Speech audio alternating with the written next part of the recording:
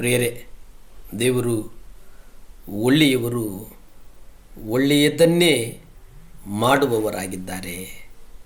ನಾವು ದೇವರ ಕೃಪೆಯನ್ನು, ಆ ಕೃಪೆ ಇದೆಯಲ್ಲ, ದೇವರ ಕೃಪೆ ಅದು ತಪ್ಪಿ ಹೋಗದಂತೆ ಕಾಪಾಡಿಕೊಳ್ಬೇಕು.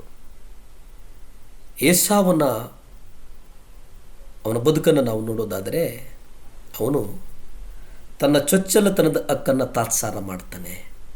ಆತನಿಗೆ ತಾನ ಆ ಆಶೀರ್ವಾದವನ್ನು ಕಳೆದುಕೊಂಡಿರುವುದು ಮನವರಿಕೆಯಾದಾಗ ದುಃಖಾಕ್ರಾಂತವಾಗಿ ಬಹಳ ಅಳ್ತಾನೆ ಅಂತೇಳಿ ಆದಿಕಾಂಡ 27:34 ನಾವು ನೋಡ್ತೇವೆ.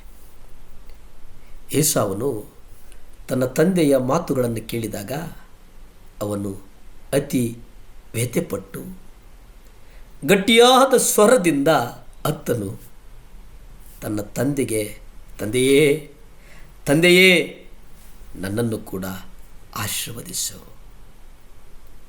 ಅನೇಕ ವರ್ಷಗಳ ಮೊದಲು ತಾನು ಚೊಚ್ಚಲತನದ ಹಕ್ಕನ್ನು ಮಾರೋದಕ್ಕೆ ನಿರ್ಧರಿಸಿದ್ದನ್ನು ನೆನಪಿಸಿಕೊಂಡು ಆತನು ಮರಗುತ್ತಾನೆ. ಆಗ ಅವನ ಉದ್ದೇಶ ತನ್ನ ಹೆಚ್ಚಿನ ಚಾತುರ್ಯದಿಂದ ಸರಳ ಮನಸ್ಸಿನ ಸಹೋದರ ಯಾಕೋಬನಿಂದ ರೊಟ್ಟಿ ಮತ್ತು ಈ ಅಲಸಂದಿ ಗಗ್ಗುರಿಯನ್ನು ತೆಗೆದುಕೊಂಡು ಆಮೇಲೆ ಅವನ ಚೊಚ್ಚಲತನದ ಹಕ್ಕನ್ನು ಸಹ ಪಡೆಯೋದಾಗಿತ್ತು. ಆದರೆ ಕೊನೆಗೆ ದೇವರು ಇನ್ನೂ ಹೆಚ್ಚಿನ ಚತುರರಾಗಿ ಏಸಾವನನ್ನು ಸೋಲಿಸ್ತಾರೆ. ಜ್ಞಾನಿಗಳನ್ನು ಅವರ ತಂತ್ರಗಳಲ್ಲಿ ಹಿಡಿಯುವುದು.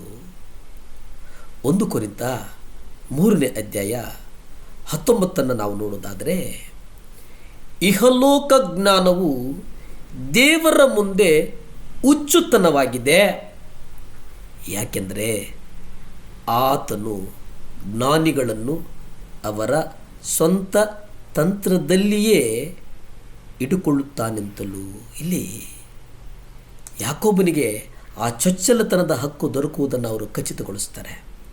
ಹಾಗಾಗಿ ಆ ಚತುರ ಯಾಜಕರೆಲ್ಲ ಜೋಕೆಯಾಗಿರಿ. ಈಗ ನೀವು ಬಿತ್ತುವುದರ ಫಲ, ಆ ಬಿತ್ತುವಂಥ ಫಲ ಕೊನೆಗೊಂದು ದಿನ ದೇವರಿಂದ ನಿಮಗೆ ಸಿಗ್ತದೆ.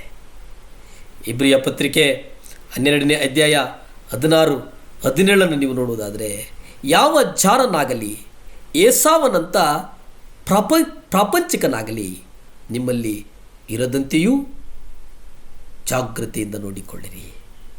ಆ ಏಸಾವನು ಒಂದು ತುತ್ತನ್ನಕ್ಕಾಗಿ ತನ್ನ ಚೊಚ್ಚಲತನದ ಹಕ್ಕನ್ನು ಮಾರಿಬಿಟ್ಟು, ಒಂದು ತುತ್ತು ಅನ್ನ.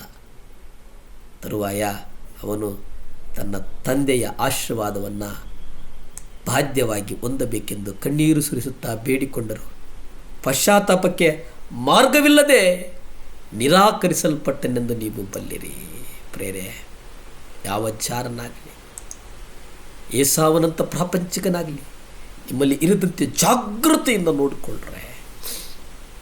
ಏಸಾವ ಒಂದೇ ಒಂದು ಊಟಕ್ಕೋಸ್ಕರ, ಒಂದೊತ್ತಿನ ಊಟಕ್ಕೋಸ್ಕರ ತನ್ನ ಚೊಚ್ಚಲತನದ ಹಕ್ಕನ್ನು ಕೊಟ್ಟು ಬಿಡ್ತಾನೆ. ಅನಂತರದಲ್ಲಿ ತನ್ನ ತಂದೆಯ ಆಶೀರ್ವಾದವನ್ನು ಬಾಧ್ಯವಾಗಿ ಹೊಂದಬೇಕೆಂದು ಕಣ್ಣೀರು ಸುರಿಸುತ್ತಾ ಬೇಡಿಕೊಳ್ತಾನೆ. ಆದರೆ ಆಯಿತಾ, ಅದನ್ನು ನಾವು ನೋಡ್ತೇವೆ. ನಿರಾಕರಿಸಲ್ಪಟ್ಟಿರೆಂದು ಬಲ್ಲಿರಿ.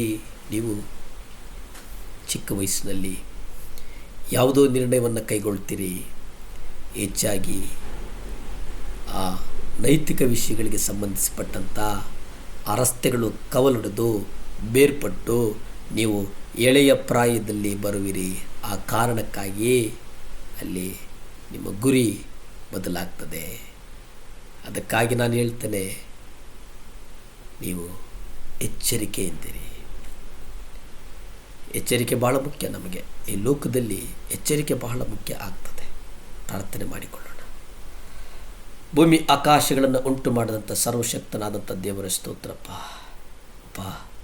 ಸಹಾಯ ಮಾಡಿಸು ದೇವರೇ.